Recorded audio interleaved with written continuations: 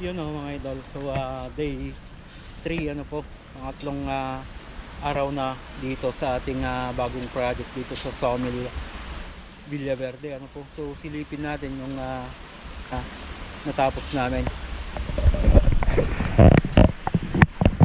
Ayan o. So nakapagtayo na kami ng 6 na column reverse ano mga idol. Ayan o. So nabuhusan na rin yung footing po nito ano, yung column footing nya. So bali 6 po yan, 1, 2, 3, 4, 5, 6. Then may pinapaayos tayong butas doon na lumihis ano po. So fabricated naman na po lahat yung ating column ties ano po.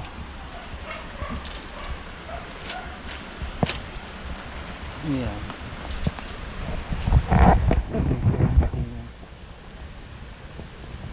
Stirrup column ties. Then panghuli na po ito na column na yung 12mm po yung main verse nya. Yawa. Shot ko na walay. Shot ko na. Then nakapag-fabricate na rin kami mga idol ng mga gagamitin naming forma. Pero kulang pa po ito. Marami pa kaming gagawing forma. Yan. So sa part po dito, nandito yung ating slab ng terrace, so mas malalim.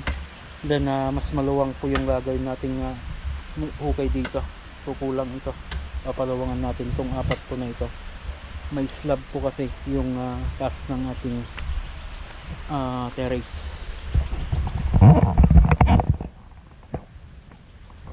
Then yung kapal mga idol ng aming column footing ay nasa ano po 30 cm. Yan.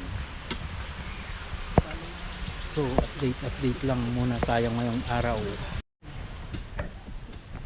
Yan mga idol, pwede na rin natin pahukayan bukas itong sa ano na wall footing nya para sa ano sa tie beam. So kahit bungalow ito mga idol, magta-tie beam pa rin tayo para masigurado natin yung structural strength ng ating bahay, ginagawang bahay ano po. Yan. So itong mga 16mm namin na ito mga idol ay dun sa, para po sa terrace ito, para sa kanyang beam sa tie beam. Yung ginamit namin bakal dito mga idol, 10mm para sa stirrup, and then ties, and then 12mm para sa column po natin dito sa likuran ano po, sa gitna. Yung column lamang po ng terrace yung 16mm.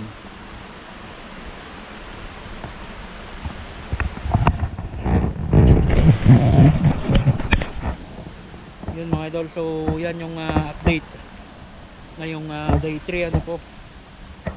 So sa lahat po ng nanonood ng aming update po dito sa ating ongoing project, thank you so much po. Medyo tumaas yung ating views sa ating YouTube.